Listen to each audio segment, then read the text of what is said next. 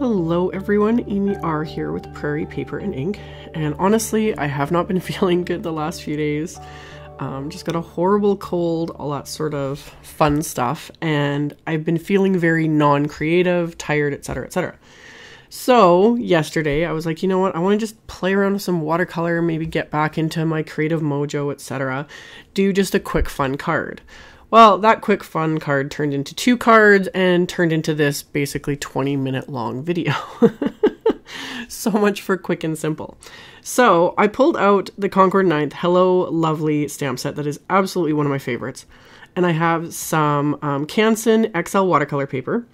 And I'm using my Mini Misty to stamp the image with Simon Says Stamp clear embossing ink. And I treated the watercolor paper with my anti-static powder tool first. And then I'm coating the stamped image with Hero Arts white embossing powder. And this was where I started doing some more thinking and wanting to play around, is I tend to do white heat embossing with watercolor and that sort of thing, because I love how it makes the white heat embossing pop. I love the look of it. But as I was doing this, I was like, I wonder how it would look with black embossing too, because it's not something I do very often. Like sometimes I'll stamp an image in black, but I rarely emboss. You can, FYI, you can stamp this image in, say, or any image in a slow drying black ink, like maybe VersaFine Onyx Black, and emboss it with clear.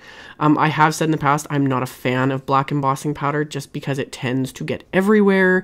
It can be a little grainy, like it can just leave little bits of residue, which drives me nuts. But this particular image is kind of perfect for that because it's got all this intentional splatter already as part of the stamp. So I'd stamped it a second time onto a second piece of watercolor paper, and I'm embossing it with this Wow Detail Black embossing powder. And it just worked. The little bits of residue here and there from the black embossing powder, you can't tell it's there because of the splatter of this stamp. If it was a really perfectly clean, simple stamp, there's a lot more work to get it, you know, perfect. And that's where I usually am just like, I'm not dealing with it because black embossing powder and me do not get along. But for this, it really worked. And it was kind of fun at the same time to see the huge difference. Like already just looking at this, obviously you kind of gravitate towards the black embossed image because you can't even see the white one at all. So I'm taping them down. I have this big cutting board here. I will have a link to it in the supplies. I actually picked this up at Costco like a month ago. They were on sale. It was a set of 3. And I was like, ooh, these would be great for watercolor because the size is so great. And if they don't work for that, I can just use them in my kitchen. So I will say, my washi tape did not want to stick to this cutting board because it's like it is a plastic material. I'm going to have to play with it some more to see if it is good. Like if my painter's tape will stick nicely to it, because that's the whole point, is you tape it down to hold your watercolor flat as you're adding water. So I found that this didn't work as well, but I liked the size of it. So we'll see. I'll just keep playing with it. But like I said, I taped these both down with some washi tape, and then I'm using my Mission Gold watercolors. And since I was playing, I wanted to go as bright as possible. So I'm using the brightest colors in this set. There's like this lime green, there's the opera rose, like bright, bright, bright. So I watered down the really bright green just to do kind of a bit of a wash around the perimeter of this image. I like to do that more and more. I've started doing that first. I find that's the easiest way to do it because then you can go in and do all your detail, watercoloring, etc. And you don't have to go in after you've done all your coloring and then try to add, the shadows or a wash in the background and not mess up all the work you did. So I went around with a really big brush at the very beginning there and just kind of slapped on that light green. I wasn't too particular about it. And then let that dry. And then I'm going in and doing the actual flowers in the image and that. So I'm using this bright opera pink, which is so much fun. And I'm using a really big brush here too. This is a silver size 8 brush. I've been experimenting a little bit more too, using larger brushes. I find, the more you experiment with watercolor, the more comfortable you get. And a brush like these ones, specifically these black velvet brushes, they have a really fine tip to them. So you can still get into really small areas. So I was just playing around. But as I was doing this is the one thing I really noticed was I really like the detail of the black embossing. You can see the entire image just looking at it. But the thing I love the most about the white embossing is you really notice the coloring. You notice the watercolor, you see the layers more. It just pops more. Whereas the black embossing, you're looking more at the image itself. So it was kind of fun to do these side by side. I might have to do this more often. It's amazing how completely different the two looked, even though I did the exact same thing, the exact same colors, the exact same style, everything. So I was just going back and forth between each image and adding, I added the pink to the main flower, and then I used, a really bright yellow for these other flowers. And then I would go in and mix other colors. I mixed a blue and a little bit of a purple to add to these other little smaller flowers in the image. I had no rhyme or reason to the color combo, anything. I was just picking out the brightest colors that were popping out at me as I was doing this. So would just go back and forth and do the same thing at the same time. Like I said, this card, it was supposed to be a quick card. Usually watercoloring, for the most part, especially with me when I'm just being messy and not trying to be perfect, which is all the time. A card doesn't take that long, especially if it's a large floral image. You can pretty much get one put together in no time. But because I was going back and forth and creating two at once, I put a lot more time, and I was just playing and kind of having fun with it though. So I mixed up a bit of a darker green for the leaves, and I went in and added it first more to like the center area of the leaves, like a heavier concentration of color. And then I cleaned off my brush and I went back in and just kind of pulled the color out with a clean brush. It's wet, but it's just wet with clean water. So just having fun with it all. FYI, people have made comments about my hand and my arm getting in the way because I keep my water cups basically above at the top of the frame. I do that on purpose. If I have them off to the side, I'm more likely to knock them over. I'm going to try a little harder in the future to not be like that so that I'm not constantly reaching across the frame of the video and getting my arm in the way. But really the biggest reason is because I literally will knock them over with my elbow and wreck everything in sight. So I keep my water cups like above. I'm less worried about getting water on the image, dripping from my brush or anything, than I am about me being a klutz and knocking stuff over. So that's kind of why I'm just so random. That, and I still, even after all these videos, I still don't think about the filming when I'm filming. I check every once in a while to make sure I'm in frame, but something like this whole time I'm watercoloring, I don't look at my camera at all. I'm not paying attention. I didn't even know whether or not I was in focus, which isn't very smart of me, but it's just, I get into my little zone. So I did all these images, and when everything was dry, I go back in and I'm adding in another layer. And again, this is something that as I've been doing more and more watercoloring over the last couple of years and practicing more, this is where watercolor really shines. Anyone can put down a layer of color. That's how I always started, is it was just kind of putting on colors, maybe sometimes blending a couple colors together, that sort of thing. But it's when you let everything dry and you start going in and adding a second layer or a third layer or even more. And that's where really you start getting all that dimension and the texture and just the depth of color, etc. So for me, it's constant experimenting and a work in progress. And I love how the more comfortable I get with it, the more time I get, which isn't very much, to experiment. I really like how the results I'm getting with it. So I know I sound like a broken record to everybody because I just get so many comments from people like, I wish I was as good as you, or you're so talented, blah, blah, blah. It's like, go back and look at some of my videos from the beginning when I first started experimenting with watercolor. I didn't have a clue what I was doing. Half the time now, I still don't know what I'm doing. I'm just playing. But the more you experiment and the more comfortable you get with it, it just starts getting, you start being more and more pleased with your results. And I'm just really enjoying watercolor because it's still unpredictable and yet still really enjoyable. So after I did the flowers, I went in and did the exact same thing with the leaves. I'm just adding in some darker green to kind of emphasize. And this one I didn't blend out much because I wanted that darker look. And that's where you really see the difference with the white embossing. You can really see those darker tones pop against the white embossing. That's what I really love. And yet I still love the black embossing too. I love them both. It's fun. So when everything was completely dry, I'm peeling them off my little cutting board here. And this is where you can see like the washi tape was like barely stuck to this cutting board. It's just the nature of this kind of plastic product, really. But peeled everything off. And of course I wanted to add some splatter. So I pulled out my splatter cubby and set it up on my desk, and then I'm just going to lay down the first watercolor panel, and I'm mixing up that bright neon-y pink color, quite heavy with the watercolor because I want it to be super bright, super saturated. And then I just grabbed an acrylic block to use to flick my paintbrush against to kind of somewhat control that splatter a little bit. And I went light-handed with a splatter, which for me is an accomplishment because usually it's like splatter, just cover it with splatter. I just wanted to kind of bring out a little bit more of that pink. And then again, let it dry. And then I ran these through my Big Shot with the largest die from My Favorite Things Wonky Stitched Rectangles. Absolute favorite die set. This is definitely a must-have. I just love it. And I use pretty much the largest die. That's about the only die I use from that set. And I love it. I love the stitching it gives along the edge. It just really gives it that extra something. So I die cut those. And then I die cut some white cardstock with the U die from Simon Says Stamp. And I die cut that 6 times from the heavyweight white cardstock. And then I'm stacking 3 each together with my Tonic Nouveau adhesive.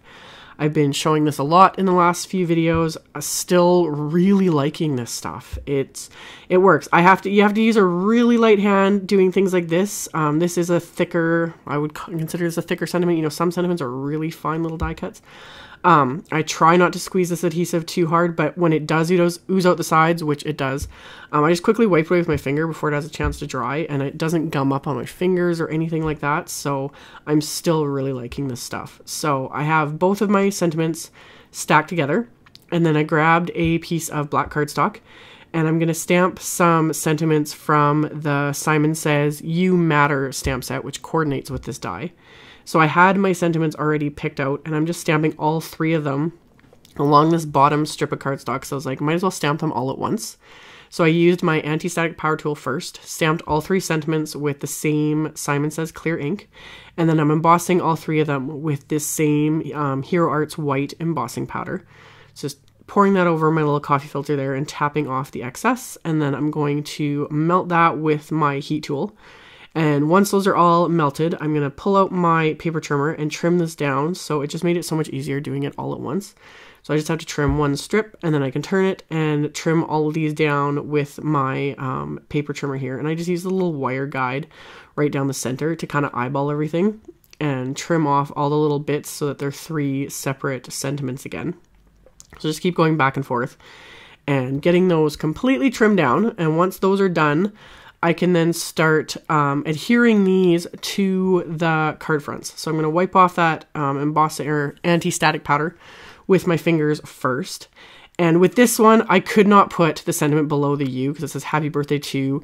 Some people can pull that off in their cards. And I don't mind it when I see other people do it, but for me, it drives me insane.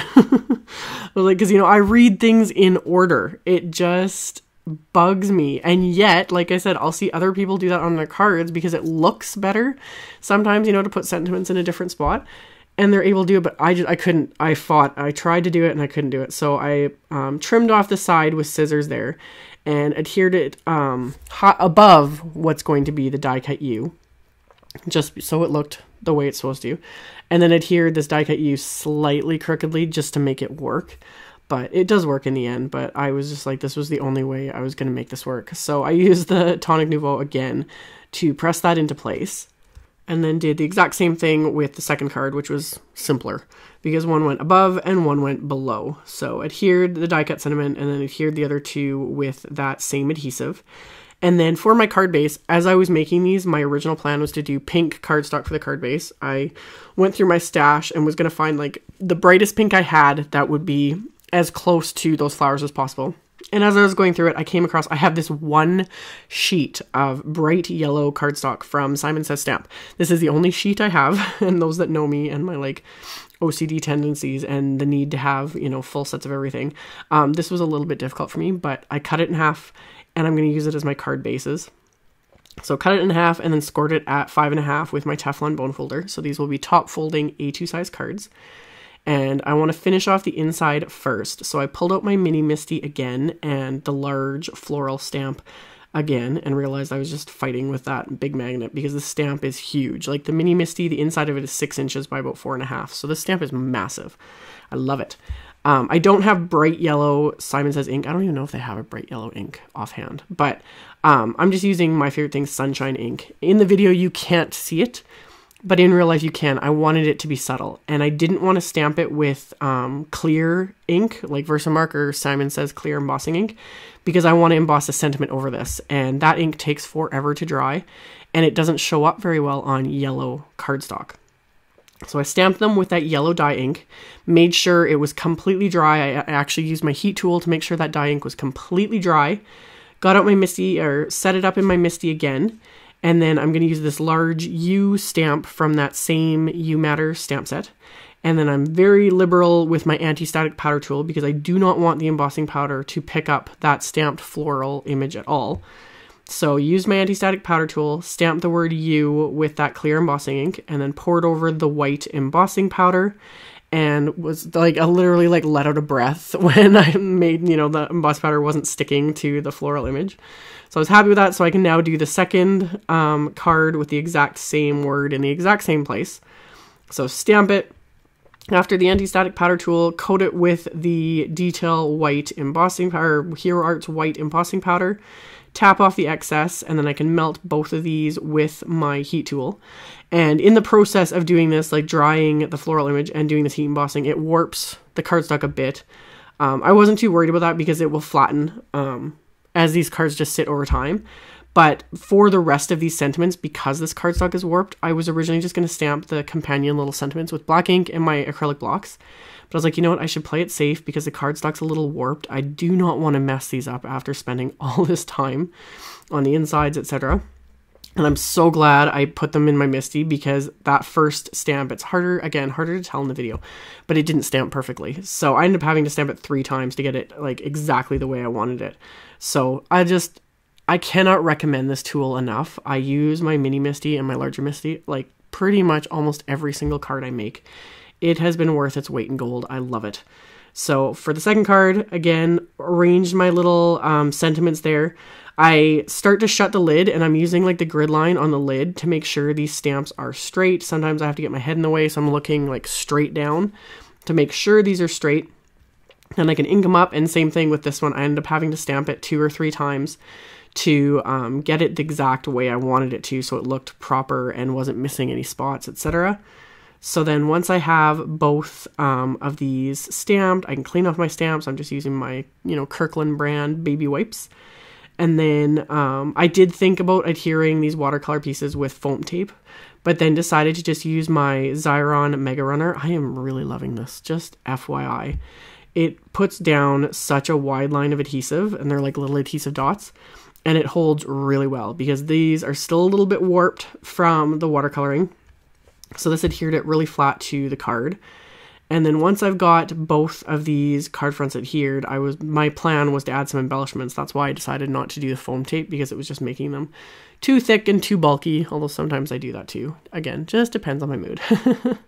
So I adhered both of these card fronts to their card bases and made sure, because the insides have different sentiments, I made sure before I adhered the first one that I had the right card base for the right sentiments. So got everything adhered, and then I had pulled out this Doodlebug Blue Jean twine from my stash. People have noticed I'm on a Baker's Twine kick again. I go through phases with this. Want to add it to everything for a while, and then I just kind of stop after a while and go on to something else. And then I remember months down the road that I have this huge stash of Baker's Twine, and I add it to every single card in sight. So I wrap this around the card front, and I'm using my reverse tweezers to hold that into place so that I can tie my little bow. With Baker's Twine especially, because it's naturally twisted, the colors are twisted together, it likes to be a little bit finicky and have a mind of its own, so that's where the reverse tweezers are so handy. So got the bow the way I wanted it, and then I can just trim off the tails with my scissors here. So I just kind of let the tails hang, naturally, and then cut off the ends with my scissors. And then I did that to the second card. And I still had some sequins sitting out from my last card, these gorgeous Studio Katya Rainbow Fusion. My brain stopped right there. Rainbow Fusion sequins. The bright colors in this, I was like, that went perfect with the watercolor in my opinion. So I sprinkled them rather liberally on these cards. And then I'm just adhering it into place with my Tonic Nouveau adhesive, and using my little crystal katana to pick up the sequins and then press them into place. And that finished off my cards. If you are still watching this really long video, thank you so very much. And if you are interested in any of the supplies used, the pictures, etc., I will have everything linked in the description box below the video, as well as on my blog. If you go to my blog, it's picture links, much easier to see and all that stuff. I will also have a couple links to 2 other videos I've done with this exact same stamp set. So if you've missed those or are interested, you can check those out. They'll be linked at the end. Thank you all so much for watching and subscribing and thumbs upping and commenting on my videos. I really appreciate your support, and I will see you all very soon in another video. Bye!